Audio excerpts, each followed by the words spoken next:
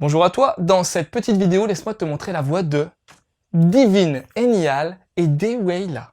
Deweyla, Deweyla, Deweyla. Et c'est pas un nouveau girls band. En même temps, rien n'arrive à la cheville des Spice Girls. If you wanna be my lover, you gotta get with my friend.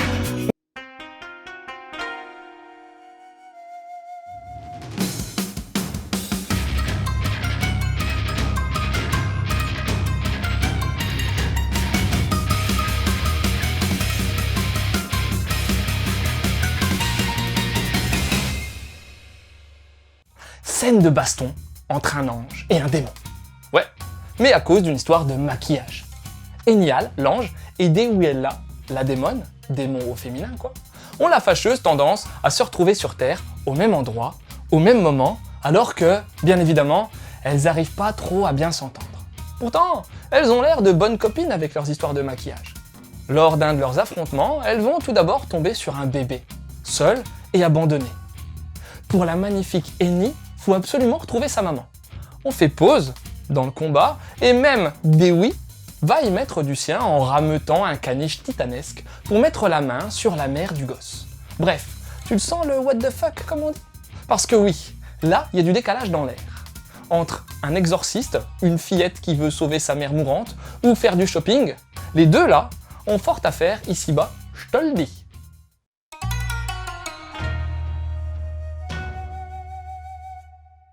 Alors déjà, ce qu'on remarque cash pour Divine, c'est la jaquette.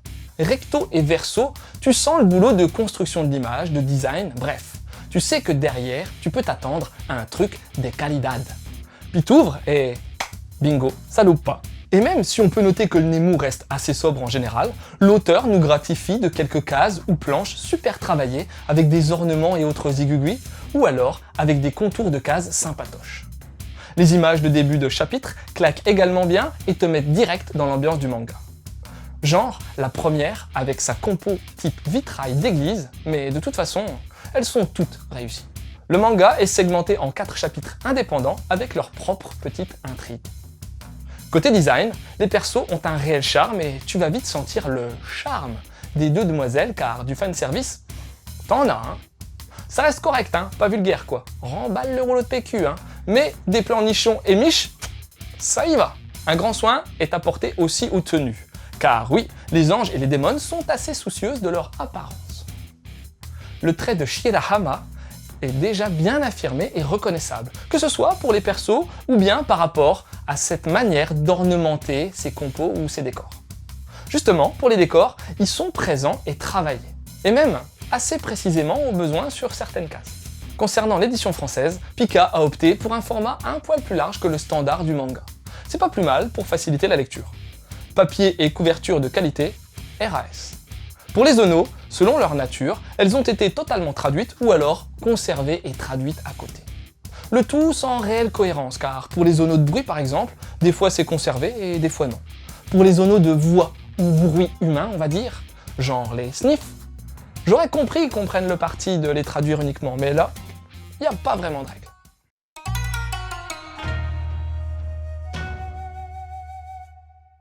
Alors, voyons déjà qui est cette Shirahama à l'œuvre de Divine.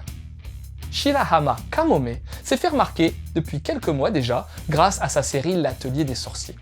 Elle remporte avec ce titre un bon succès auprès d'un public assez large et elle a pas mal été mise en avant en France. Divine est une œuvre antérieure à l'Atelier des sorciers et on sent déjà bien sa patte graphique et son goût pour l'art, qu'elle distille dans la composition de ses planches. Ce manga est sorti en 2014 au Japon sous le nom Eni Dewi, contraction des deux prénoms des héroïnes, comme aiment bien le faire les japonais. Et les 3 volumes composant la série sortiront en France courant 2019. C'est une œuvre très légère, très fun, avec des bases, bien sûr, tirées de la religion, genre le nom des anges ou des démons, et leurs caractéristiques, même si, quand ils regardent de plus près, ça peut être un poil détourné. Le pitch, c'est qu'à chaque chapitre, les deux nanas se retrouvent face à une situation qu'elles veulent chacune gérer à leur manière, angélique ou démoniaque. Mais chacune ne tire pas que vers le bien ou le mal. L'une et l'autre ont leur bon et mauvais côté. Enial, l'ange, a un faible pour la mode, ce qui lui donne même l'envie de porter du noir.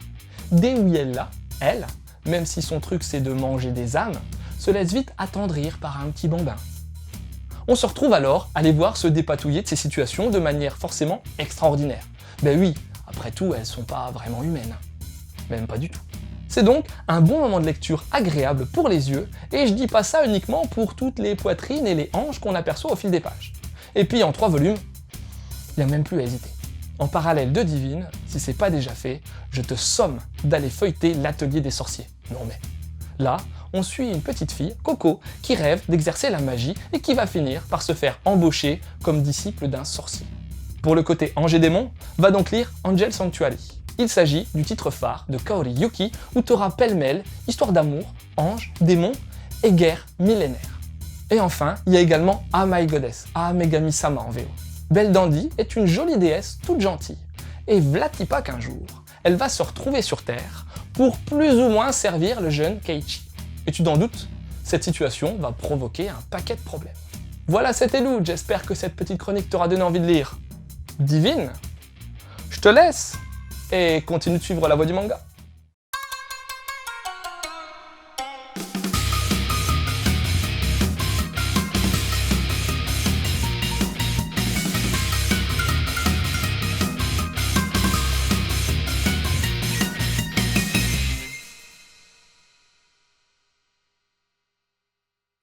So tell me what I want, what you really want. Tell me what you want, what you really want. I wanna.